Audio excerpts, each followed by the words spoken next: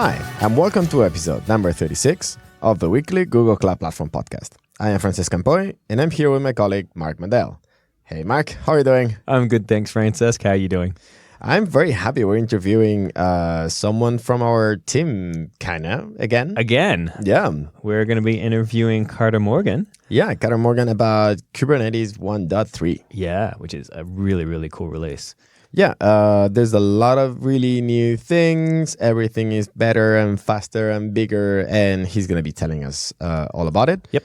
And then at the end, we'll have a question of the week, which is, guess what? Kubernetes? Yes, it will be about Kubernetes. So basically it is, hey, so I have Google Container Engine and I have IPs that are ephemeral. I want them to be static. How do I do that? Yep. So you will learn that at the end of the episode. Absolutely. But before that, we're going to start with the cool things of the week. Yeah, we have a lot of GA announcements. Yeah, so nothing really new. There are 3 products that used to be beta and now they're GA. So you should, if you were not very sure, if you're kind of hesitant about it, now they're completely ready for you.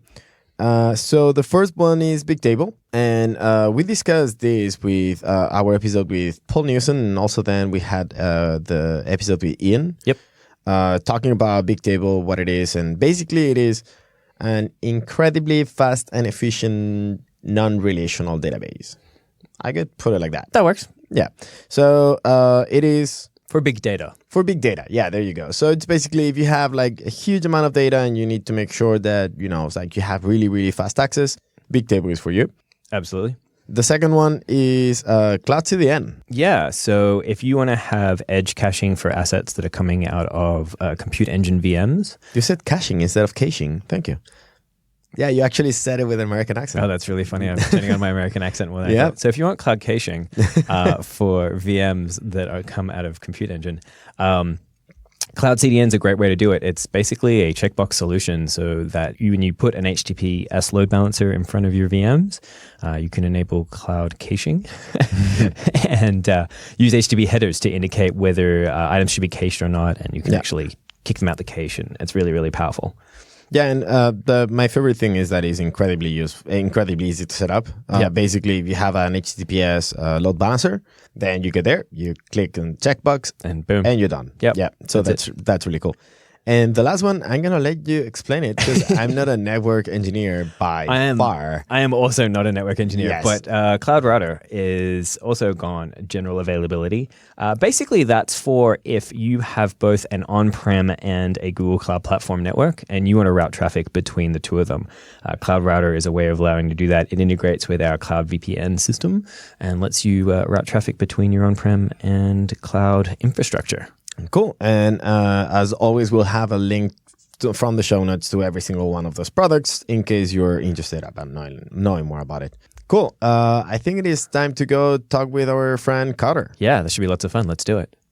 This morning, we are joined by Carter Morgan, developer programs engineer for Google Cloud Platform. How are you doing today, Carter? I'm doing well. Excited to be here. Excellent. Thank you so much for coming down today, having a chat with us about Kubernetes. Pretty excited. But why don't you tell us a little bit about what you do at Google and your history and all that sort of good stuff? Okay. Google, I'm a developer programs engineer on Cloud Platform team, and I've been focusing mostly on Kubernetes. I've gotten to make a course on basically scalable microservices with Kubernetes with Kelsey Hightower. I've given a talk at I.O. on best practices for orchestrating the cloud. And I'm basically just trying to make it easy to get people to use Kubernetes. What are the pain points? How do I make it easier? Cool. So I think it might be, no, it is not the first time that we have a DPE, a developer prompts engineer, but could you explain for you at least, what is to be a developer prompts engineer? Like one sentence. Just one. Just one sentence. I only got one. I got to make this count. You can maybe use two. It's fine. You can use dashes. My job is to be customer zero. So try things out, find out what the pain points are, and then make those disappear. Cool. One sentence. That was good. That was good. That was very good. Cool. So one of the reasons we have you here is because you're awesome. The second one is Kubernetes 1.3. What can you tell us about it? Is the latest version? It's the latest version. In Kubernetes math, 3 is twice as big as 2. Obviously. So that sounds great.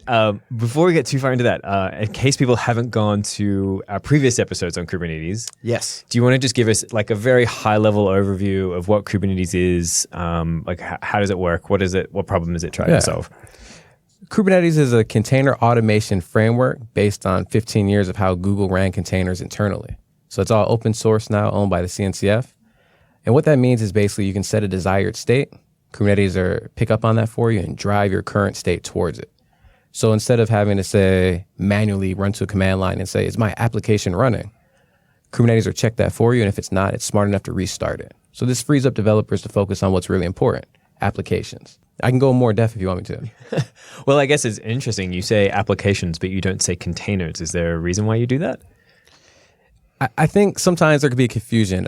Sometimes you might have multiple containers that work well together, and that's your application. I might have an Nginx front end that gives me secure routing, and that's talking to my standard application in a talk I do, or in the Udacity course, we have this app that just sends hello back. So you can bundle up containers to be your logical application. So you just mentioned CNCF. What does that mean? I always get acronyms messed up, but I think it's Cloud Native Computing Foundation. I just check it out, and yeah, that it is. But what does that mean? So what it is it's a body that's in charge of Prometheus now, which is a monitoring app, and Kubernetes, and it's trying to just drive it forward and adopt it and keep it open for everyone to contribute. So this isn't a Google-owned project.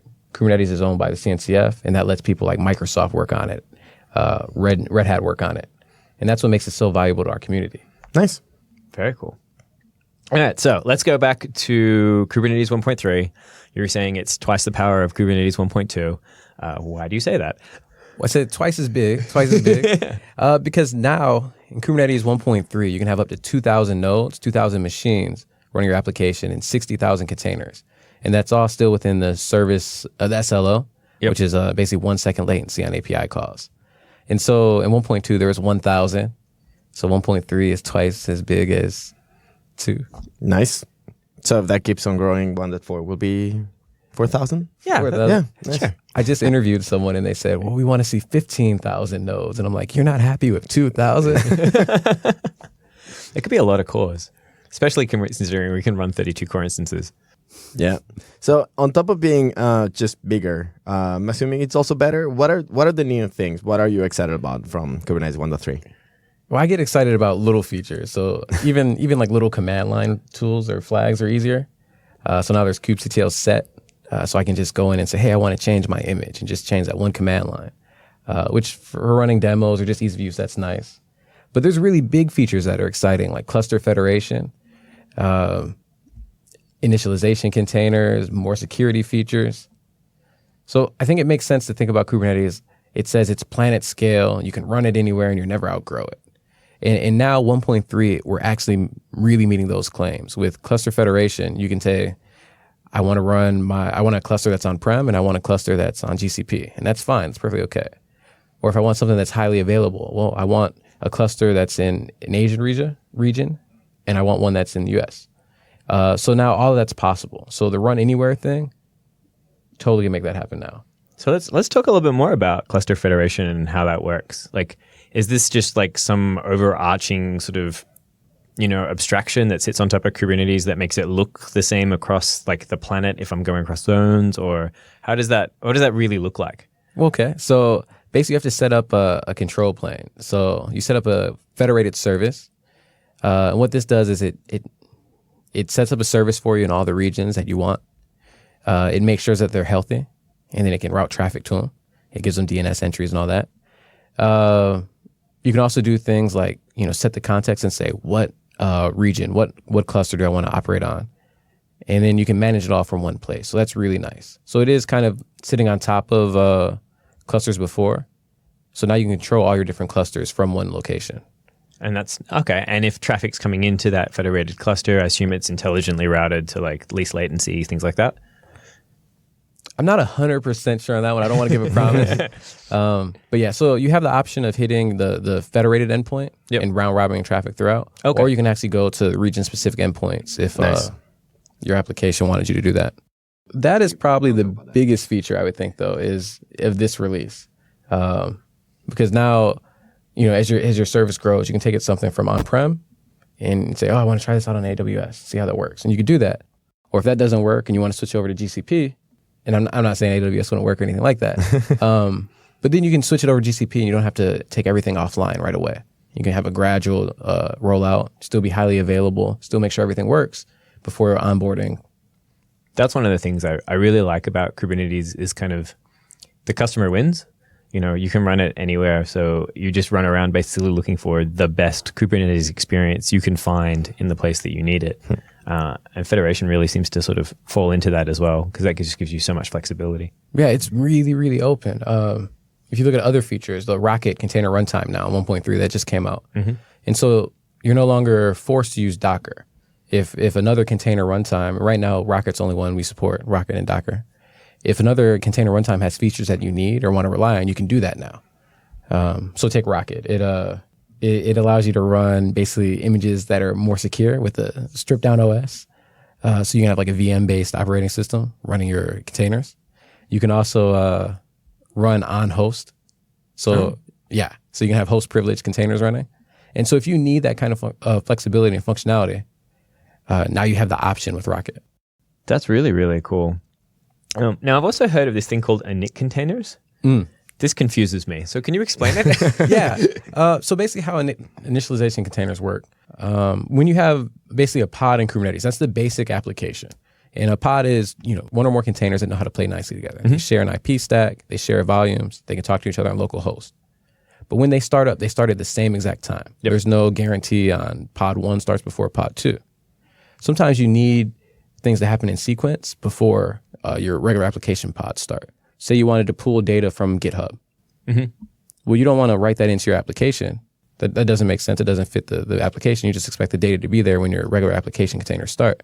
So now with initialization containers, you can do that. What happens is you specify, n number of initialization containers. They're going to run in order, the order you list them. Mm-hmm. If any of those fail, your pod's not going to start up. If they all work fine, then your normal application container pods are started as normal. Yep. So another example of why this would be useful, say you have your regular application container, does whatever functionality it did before. Maybe you want to register that with a new service, an external service for monitoring or health checking, whatever it might be. You can put in an initialization container or initialization step and have it register your container without changing any of your application code. Okay, so is that, just so I'm clear as well, so that's inside the pod? It's inside the pod manifest. You write it in the YAML file. So Kubernetes uses a declarative syntax. So you might write down what you want, the state of it, and then Kubernetes create that state for you. So in that manifest file, you're right. There's a new initialization container section, and you write just the pod templates. Okay, so you have a lot more control now in regards to the order in which these containers come up in, one versus another. Whereas before, I know I've done stuff where I just run retries. First time it fails, back off again. Now you can just be more explicit about it. Right. And in talking to people, a lot of people say they want to do basically serial processing. So maybe they have some kind of pipeline going. They have an application that they want running, but they need steps 1 and 2 of the pipeline to run. Well, now you can do that with init containers. That's I think that's my favorite feature from Kubernetes 1.3. So I was checking on GitHub and I saw that the issue called init containers, it is labeled stateful apps. Well, what are those? What is a stateful app in the Kubernetes world? Okay, well, a lot of times you have applications like web servers. You can just replicate as many as you want. They don't really matter. And you hear people talk about pet versus cattle. So if you have a pet, you care about it. If it gets sick, you want to fix it. You want to help it. And you give it a name. Cattle, you're making hamburgers, man. It doesn't really matter what's up there. So in Kubernetes, what we have now are pet sets. And basically what this is a pet set manages pets. And pets have a unique name, a DNS record, and they're associated with some kind of data. So if they go down, we want that to come back up. We care about it. We care about the order they start and the order they stop. So that's what stateful data means in Kubernetes. So I can imagine something like that being very useful to run databases and things like that, like MySQL with replicas or... Exactly. So there's 2 types of databases that you're going to see commonly with this. There's the quorum type, your etcd kind of things, where you have, basically you need consensus between multiple... I can't even think of the word right now. Multiple nodes? Multiple nodes, yeah. Sound like Kubernetes. Right. And then you also have something like a MySQL database where you might need to attach to one NFS disk. And you always want to be attached to that disk, or you always need at least one pod or node attached to that disk. So these are where stateful applications come into play. Does this also account for like where you'll always want something to come up in a particular like DNS entry? Like this thing has to always be at this record. Right. So you're always going to have the same name because you always want to be able to access it the same. So yeah. Yeah. So you could put like memcache there or other things like that as well, where you're like, I always want to be able to find this in one spot. Mm-hmm.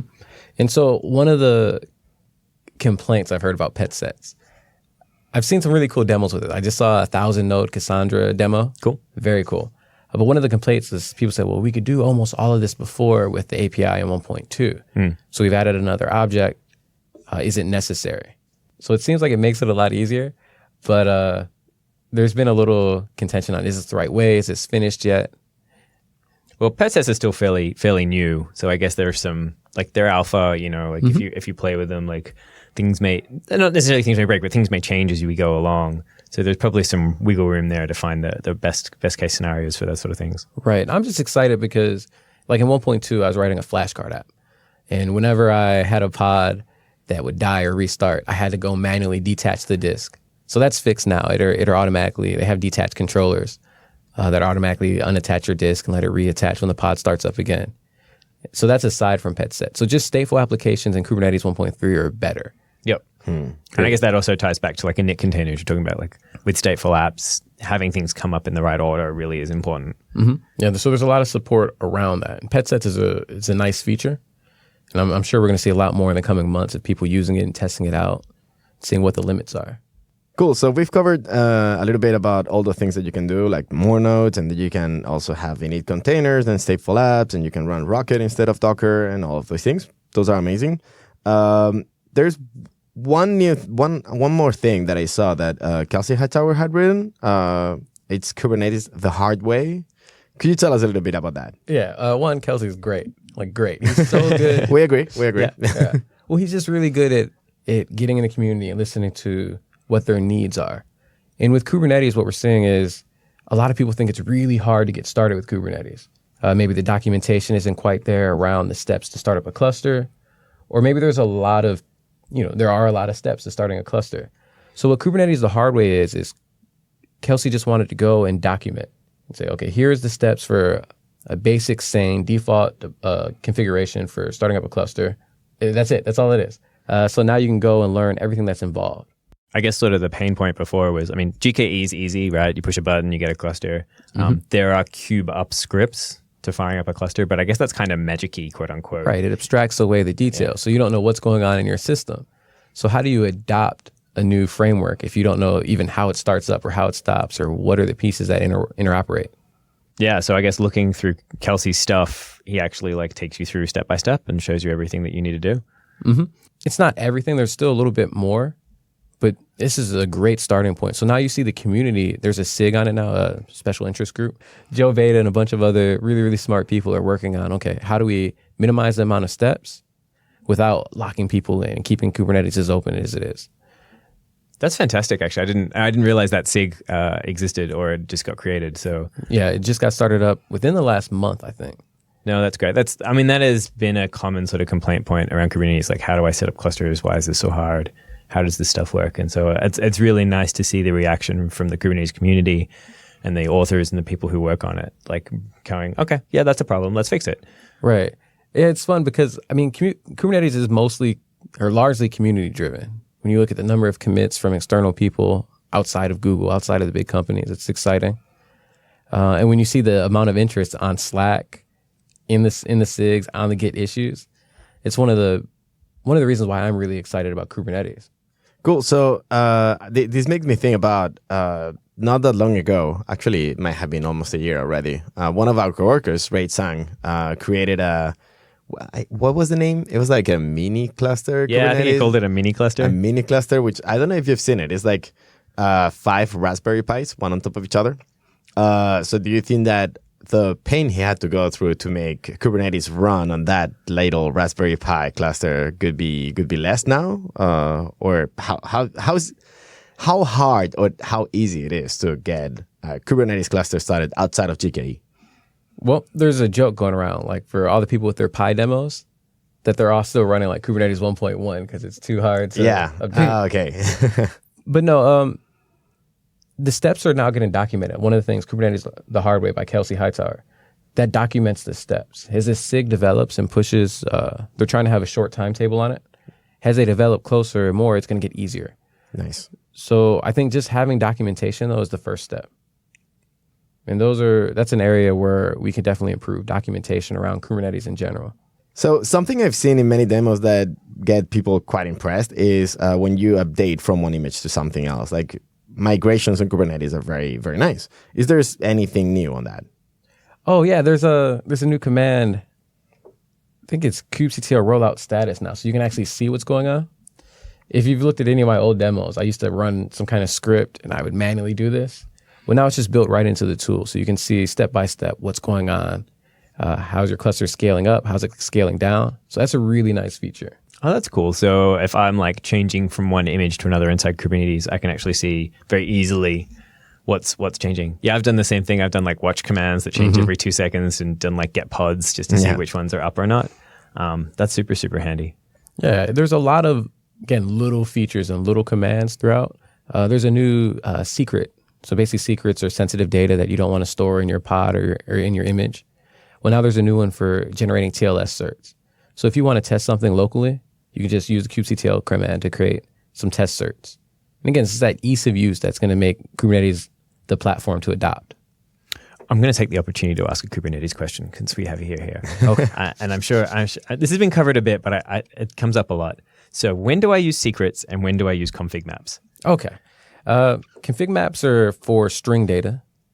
And they're basically like, so if I had nginx config, something that anyone could see, it's not a big problem, but it might vary between 2 different runs of my container or 2 different environments, whether it's production and dev or whatever.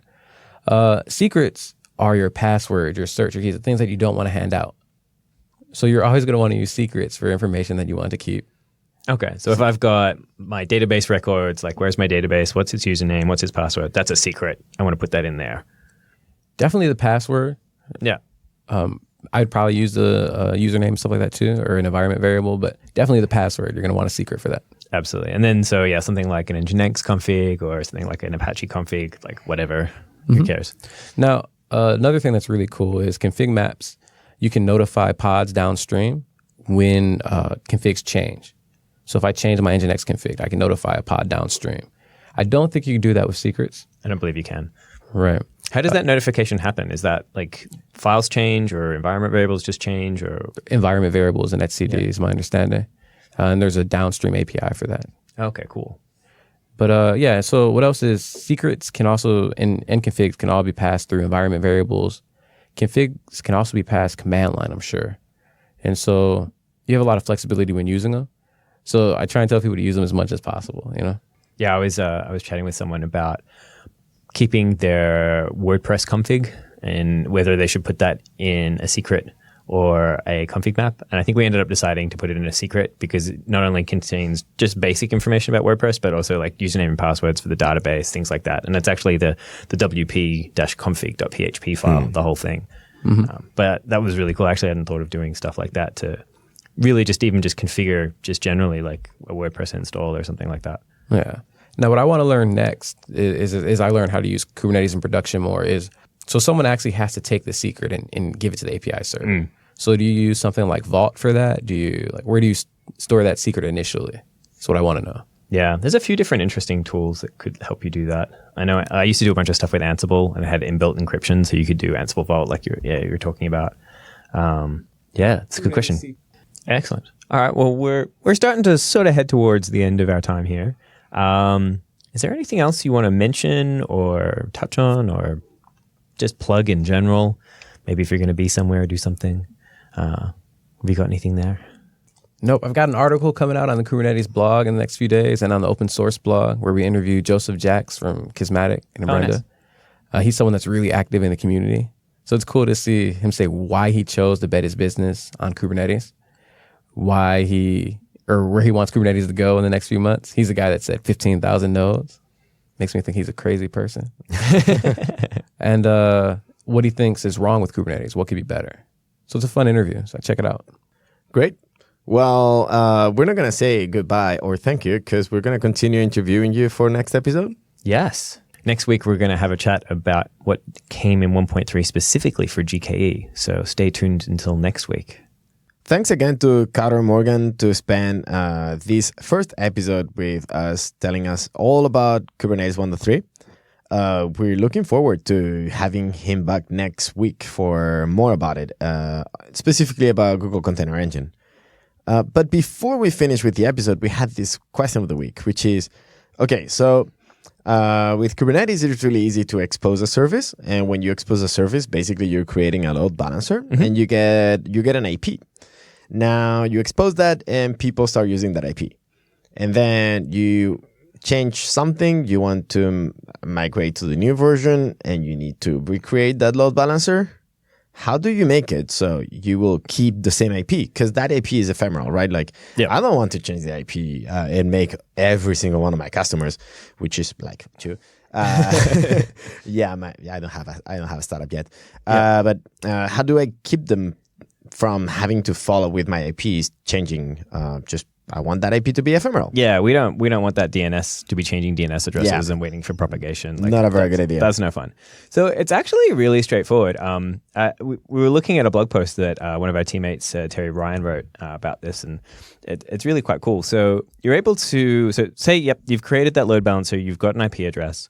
You're able to go into your console networking, look at your external IP address, and it's pretty much, there's a little drop down that you can change from ephemeral to static, and that makes your IP address static, which is great. That makes it belong to your project. That means you have it, you own it, it's yours.